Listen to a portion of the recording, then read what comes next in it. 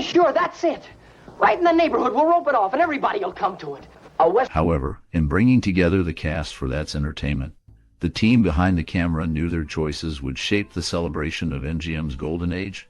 They didn't search for unknowns, but instead sought out the stars who made those classic numbers unforgettable. Producers reached out to some of the most beloved names in Hollywood history, aiming to gather a group who had each played a pivotal role in the glory days of the studio. Fred Astaire was an obvious choice, his dancing and charisma already legendary, and there was little hesitation when he agreed to lend his prestige to the project. Gene Kelly, who had electrified audiences in numerous MGM musicals, was similarly eager to join, his chemistry with Astaire creating a unifying thread throughout the film.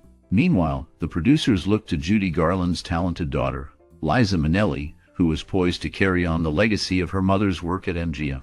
Liza's natural flair and her emotional connection to the history of the studio made her a heartfelt fit for the project. Donald O'Connor, whose boundless energy and charm had colored many unforgettable routines, was chosen to bring lightness and comic timing to the ensemble. Sid Charisse, Lena Horne, and Peter Lawford joined as well, each with their own storied past at the studio, lending both nostalgia and authenticity behind the scenes. There were no traditional auditions or chemistry tests.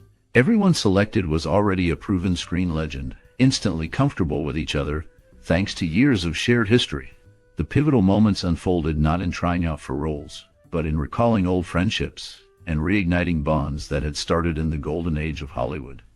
As each star signed on, the film evolved into a heartfelt tribute assembled by the very people who had lived through the heyday, their personal stories adding an extra layer of richness to every segment.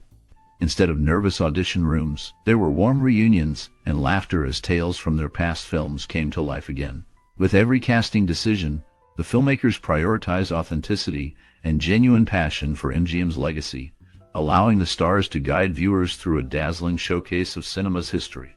In the ranks of great musical stars, there have been singers, dancers, musicians, even ice skaters.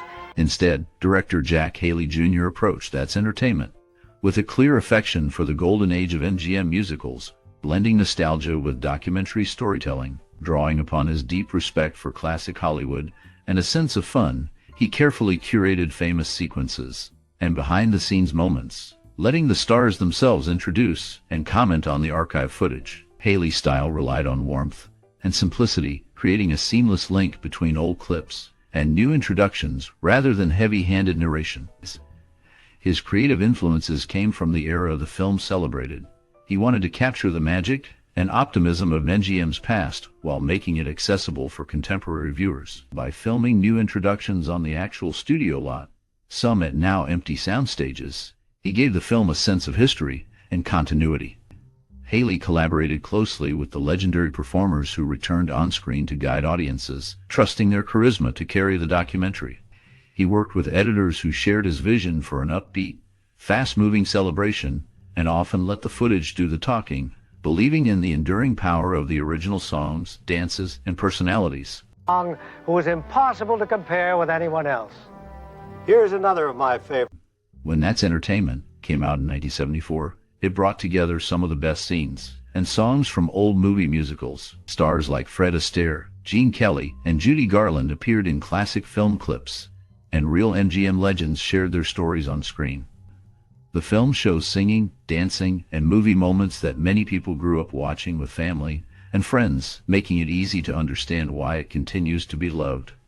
If you pay attention, you'll notice funny moments behind the scenes, shocking truths about how those movies were made, and even some sad memories that the actors and crew shared. Keep watching this video because you will hear about surprising and emotional stories from the set you might not expect. Do you have a cherished memory tied to watching That's Entertainment? At home or in a theater? Share your thoughts. Also, out of all the roles and performers in this movie, which one do you remember best? Many viewers say their favorite changes every time they watch, and it's fun to compare. We would love to hear about your personal experiences or favorite performances in That's Entertainment, so leave us your stories, special memories, or reactions in the comments below. Oh, little girl, they grow up in the most delightful way. Filming That's Entertainment involved a careful blend of nostalgia and innovation. The production team sought to capture the essence of classic Hollywood while showcasing iconic moments from the MGM catalog. Set design played a crucial role, with recreations of famous movie sets that reflected the glamour of bygone eras. Locations were primarily studio-based, utilizing sound stages that allowed for flexible shooting options, ensuring that the magical atmosphere of the original films could be replicated. Logistical challenges emerged with coordinating the numerous clips from various films, which required extensive rights negotiations. The editing process was complex, as seamless transitions between clips from different movies needed to be smooth, ensuring a coherent narrative flow. Innovative techniques included the use of digital restoration to enhance the visual quality of old film clips, providing audiences a clearer and more vibrant viewing experience than ever before. The production team also experimented with sound editing to improve audio clarity, allowing classic musical numbers to shine. These efforts contributed to creating a rich tapestry of entertainment that appealed to both older viewers and new fans of the genre. Wonderful town, the Bronx is up and the battery's down, the people riding all on the ground, New York, New York. However, back in 1974, audiences found themselves longing for joyful, family-friendly films that stood apart from the more serious or darker movies of the time, and That's Entertainment seemed to fill that gap with exuberance. This film gathered the grand moments of MGM musicals ranging from 1929 to 1958, capturing lavish productions from Broadway Melody to Gigi, and offering a tour of movie history through unforgettable performances and faces. Bringing together icons like Fred Astaire, Gene Kelly, Judy Garland, and Esther Williams, the film acts as a love letter to the golden age of musicals, blending remarkable dance sequences and heartwarming songs into a format that both longtime fans and newcomers can appreciate. On one hand, the documentary celebrates the enormous talent, creativity, and effort that went into those classic films. On the other, it gently reminds viewers that the era of such grand productions had largely passed by the 1970s, replaced in part by the rising popularity of home video and television, which made classic musicals more accessible but, some argue, less unique. While some may see the movie as simply a collection of old movie clips stitched together, others are moved by the nostalgia and the rare behind-the-scenes stories delivered by the stars themselves as they walk through the studio lots and reflect on both the glamour and the hard work that defined MGM. In the absence of modern platforms and digital archives, seeing favorites like Gene Kelly stomping through the rain or Fred Astaire gliding across the dance floor on the big screen became a rare event, making the film a celebration for audiences who missed those opportunities in the past. Some viewers will say the movie's approach is purely celebratory, focusing on the charm, the costumes, and the sheer spectacle, while critics may wish for a deeper look at the challenges and changes within the studio system.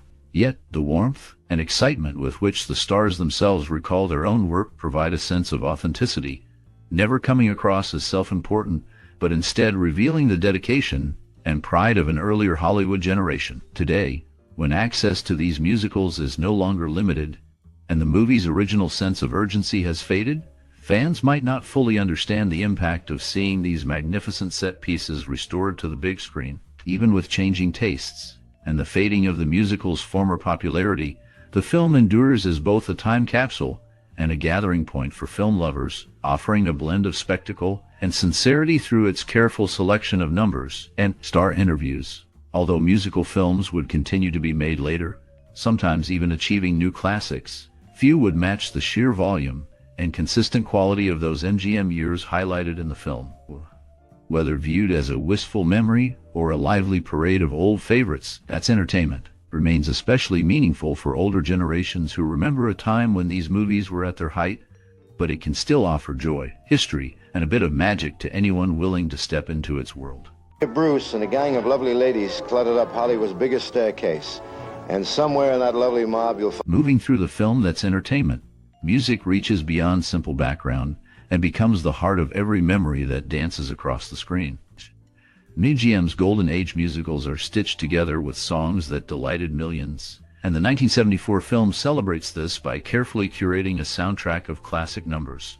The film doesn't feature original compositions, but the process of selecting, arranging, and restoring songs for the new compilation demanded both artistry and technical skill. Conductor Henry Mancini, known for his own work in film music, contributed to the restoration of these tracks, making sure each melody from the archives had the fullness and clarity it deserved for modern audiences. Musicians and sound engineers blended old orchestrations with new recordings for transitions, and many of the performers featured, even decades after their prime, spoke fondly of how music shaped both the stories on film and their own lives. The iconic voices of Judy Garland, Fred Astaire, Gene Kelly, and others fill the soundtrack with familiar warmth, while the instrumental arrangements gently weave moods of nostalgia and joy. The ebb and flow from exuberant dance numbers to quieter ballads mirrors the emotional journey of the film, guiding viewers through a series of connected moments from MGM's long musical tradition. Insights from musicians reveal that every detail, from the precision of the jazz brass to the subtle swells and string sections, was chosen to match the emotions in each clip. Rather than being merely a compilation, the score and soundtrack of That's Entertainment stand as their own narrative thread, carrying the audience from laughter to longing and back again, making the film a celebration of music itself. Point is in It Happened in Brooklyn. Sing it, Danny. Make me proud. Okay, Nick, stand back. Instead of focusing on one featured song or performer, the project had to make difficult editing choices. The Good Morning routine from Singin' in the Rain was lined up for Debbie Reynolds' section, but producers removed it and used Donald O'Connor's Make 'Em Laugh instead. This switch changed the tone of the segment, and Good Morning did not appear until 2 years later in the sequel.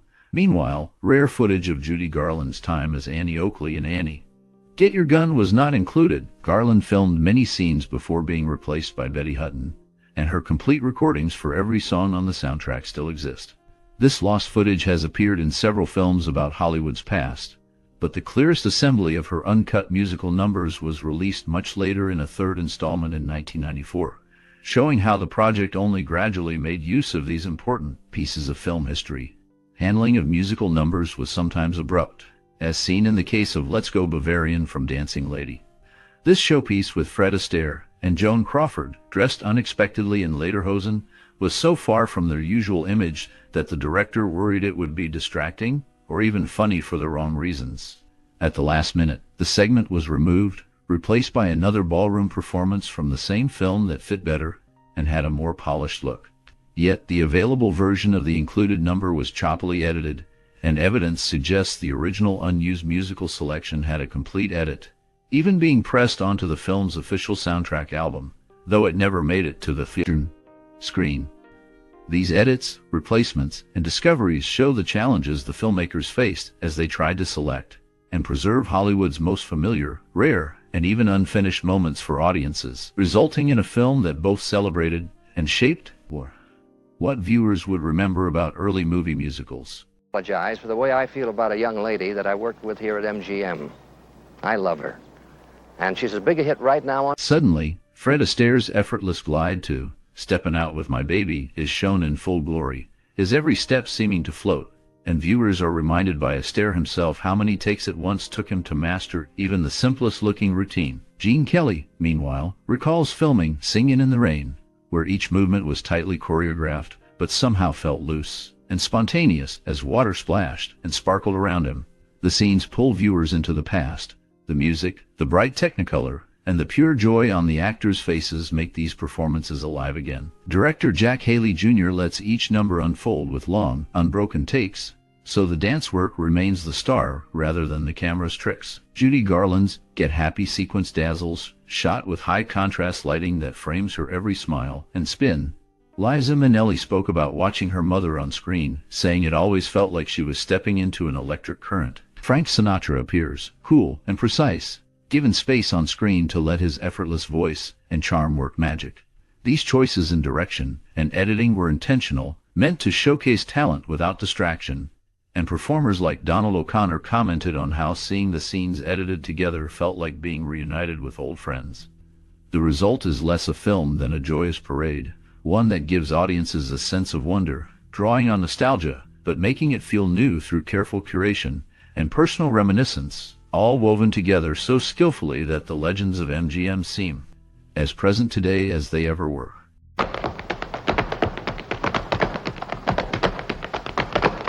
Stepping onto the sets of MGM, audiences witness a collection of film scenes and backstage moments bringing together some of the most recognized names in Hollywood history. This movie stands out as the only project, aside from its sequel, where Fred Astaire and Gene Kelly share a screen, though their dancing partnership occurred only once before in the routine called The Babbitt, and the bromide from a film released in the mid-1940s. The narrative also marks a milestone as Bing Crosby's last appearance in cinema, adding significance for fans of classic music and film. Most of the narration was filmed directly on the MGM lot, providing a unique look at the location where so many iconic movies were created. However, Debbie Reynolds appears only briefly, delivering 2 lines spoken backstage at the Minskoff Theater while she performed in a Broadway musical. In these moments, her narration sometimes slips into the accent of her character from the stage, noticeable in the pronunciation of certain words in the films referenced. Bringing together these segments is a sense of nostalgia and tribute to the musical numbers and performers who helped shape film history. The sun is shining, come on, get happy, the Lord is waiting. Interestingly, the release of the film That's Entertainment in 1974 brought a wave of nostalgia for the golden age of Hollywood musicals. Featuring clips from MGM's greatest musicals, the movie reminded many viewers of a time when moviegoing was a major form of family entertainment, and musicals served as escape during hard times like the Great Depression and World War II. Audiences who grew up watching these films in theaters found comfort and joy seeing beloved stars like Fred Astaire, Judy Garland, Gene Kelly, and Esther Williams showcased in vibrant Technicolor after years of braving social changes in the later 20th century. Since the early 1970s in America were marked by uncertainty and a longing for simpler days, the movie acted almost like a collective memory, sparking appreciation for classic film artistry and craftsmanship. Importantly, the film popularized the idea of archival retrospectives and countdown-style clip shows, both in film and on television, influencing how pop culture looked back at itself in an increasingly fragmented media era. Younger viewers, whose exposure to musicals had been limited, discovered the spectacle and skill behind elaborate song and dance routines, leading to renewed interest in vintage filmmaking and sparking discussions about race, gender, and representation within these older works. While the film largely celebrated the glitz and glamour, it also prompted debates about how those early movies sometimes ignored or caricatured minorities and reflected changing values in entertainment. As a result, That's Entertainment not only cemented the importance of MGM musicals in American culture, but also started larger conversations about what movies remembered and what they forgot, showing how pop culture reflects society's ongoing relationship with its own history. Oh, I heard you. You're Andy Hardy, aren't you? Uh-huh. Oh, this is Barbara Joe. This is Mr. Williams. Pleased to meet you. During the production, Norma Shearer felt strongly about her appearance in a sequence featuring Clark Gable's performance of Puttin' on the Ritz. She called a senior executive at MGM, Paul Rosenfeld, to demand her reaction shots be cut. She explained in a letter that she felt reduced to a background player without screen credit, while others were celebrated as stars in the same scene. Despite her insistence, the film was already completed, and her segment stayed. When Rosenfeld invited her to a private screening, she was too upset to attend, writing that she could not bear being seen as such a minor part of the presentation, and felt her pride was deeply hurt. Meanwhile, Eleanor Powell, though never allowed to sing in her films, proved her abilities separately in 1935 with 2 records recorded with the Tommy Dorsey Orchestra. These songs demonstrated that, while she lacked formal vocal training, her voice was pleasant and engaging on its own. In a separate context, Cary Grant was seen not as a performer, but as part of the audience and backstage in the 1970 concert documentary that captured Elvis Presley's performances. These behind-the-scenes reactions, private feelings of the stars, and quiet moments in the audience offer a look at life beyond the public spotlight that shaped the lasting impact of these productions. Forget your troubles, come on, get happy. You better Meanwhile, when That's Entertainment debuted in 1974, critics and audiences alike were swept up by the wave of nostalgia that it brought to theaters. Reviewers for major outlets praised its careful, joyous assembly of iconic musical moments from the height of MGM's fame, and they appreciated the commentary by classic Hollywood stars who walked among the famous sets. Roger Ebert highlighted how the film did not just offer a string of musical numbers, but also gave the public a memory full of glamour and artistry, while Vincent Canby of the New York Times admired its ability to stitch together so much history with warmth and genuine respect for the performers. Older moviegoers found themselves revisiting cherished scenes in a way they had not seen since childhood, while younger viewers got a glance into the world their parents and grandparents adored. Box office returns were robust, signaling a surprise success for a documentary-style project at the time. While the film did not secure Oscar nominations in the major categories, it did receive a nomination for Best Film Editing, which made sense given the Herculean effort of weaving together decades of footage seamlessly. Additionally, it earned praise from the National Board of Review for excellence in documentary filmmaking. Its commercial and critical triumph meant that those involved in its production were recognized for reintroducing movie magic to audiences, and many of the veteran stars featured on screen felt their legacies reinforced for a new generation. MGM itself benefited from a renewed public adoration for classic musicals, spawning sequels and home video releases, which ensured that the achievements of these films and their performers would not fade away in memory. They gotta see the whole town right from Yonkers on down to the Bay in just one day. New York, New York! For one scene featuring the Broadway melody, an applause shot shown before the song actually came from a different film, made 5 years later. This mix of footage was part of a bigger plan by Jack Haley Jr., who wanted to show as many old MGM musicals as possible. He usually picked just one song from each film, but in a few cases, multiple numbers from certain movies were included. There were exceptions to his rule, involving well-known films like Hollywood Revue, Singin' in the Rain, and The Wizard of Oz, which received more focus, sometimes through a full medley of songs instead of a single one. This approach kept the pace fast but still showed variety, helping people remember how many musicals MGM had produced across different decades. Some performers had long-running connections within these films. Side Charisse is a clear example, working with Gene Kelly in 8 movies over 5 decades. Their on-screen collaborations span from the 1940s through the 1990s, reflecting both how studios relied on popular stars and the lasting appeal these dances still hold. As MGM's tap dancing and singing history was woven together, clips were rarely left untouched, and sometimes the audience caught more than one film inside each highlight. By doing this, the filmmakers built a lively tour of musical history on screen, blending nostalgia with careful selection so that even regular viewers could spot the difference between familiar faces and original footage.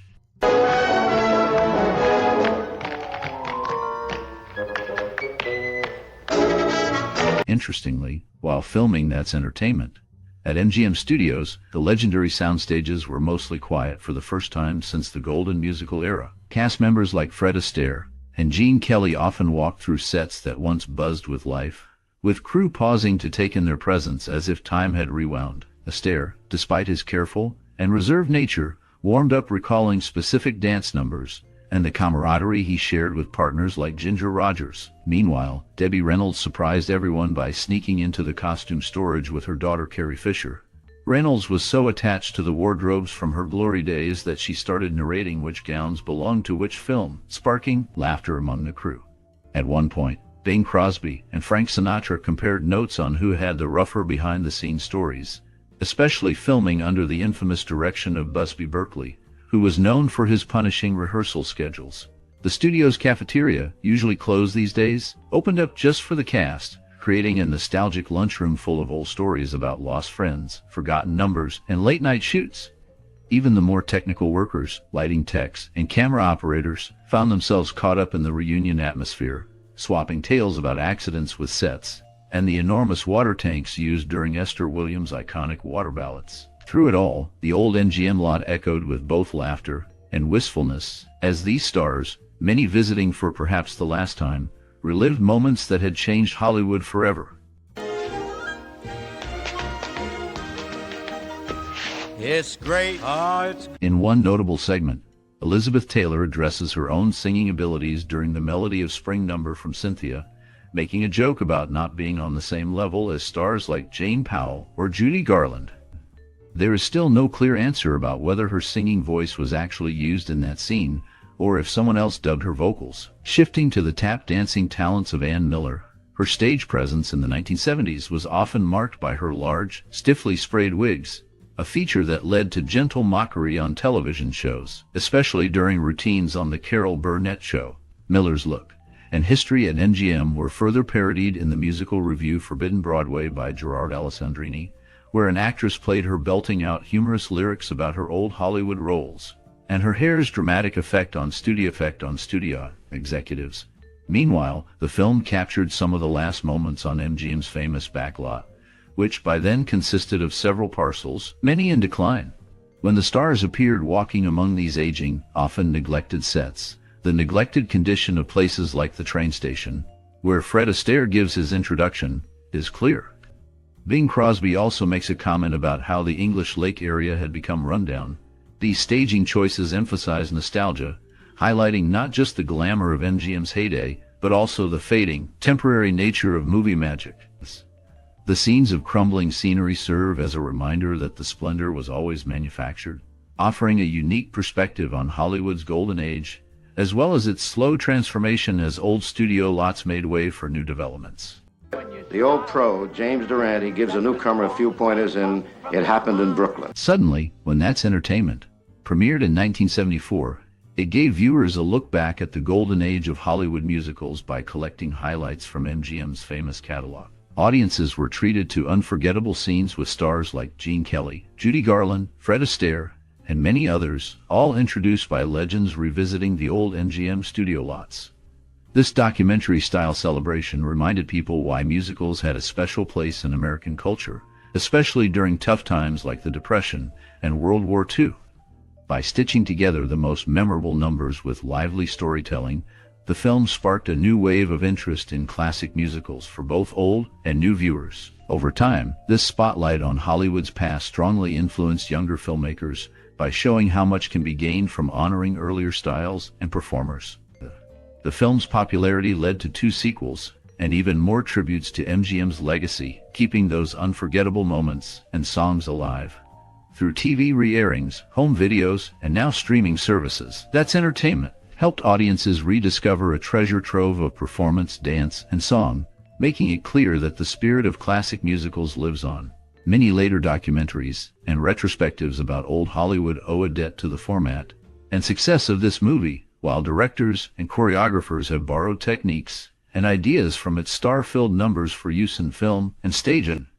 Today, now, decades after it first appeared, That's Entertainment is seen not only as a loving look back, but also as a bridge connecting past and present and inspiring both fans and artists to preserve and celebrate the wonder of movie musicals.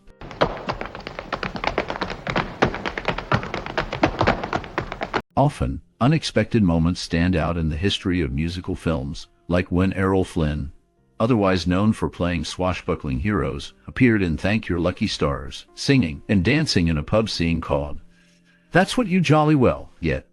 Such performances highlight the mix of talent on display, showing different sides of classic stars. For its presentation, many well-known musical numbers were adapted to suit a widescreen format to use the 70mm projection system to full effect. Though these scenes, such as A Pretty Girl Is Like a Melody, The Varsity Drag, and The Elaborate Fountain, and smoke sequence from $1 Million Mermaid, were originally filmed in a boxier 1:33:1 ratio, they were altered for a wide 1.851 screen in theaters. Meanwhile, segments hosted by contemporary stars kept their original ratio, making the technical differences clear. For years, these reconfigured scenes reverted to their original look on television and home releases, until the widescreen theatrical versions appeared on DVD and Blu-ray in 2010, matching what was seen in cinemas decades earlier. However, not every famous musical moment made the cut. The Oscar-winning duet Baby, It's Cold Outside from Neptune's Daughter, widely recognized and popular, was left out, not only from the original film but both of its sequels, despite its impact and status in American music history.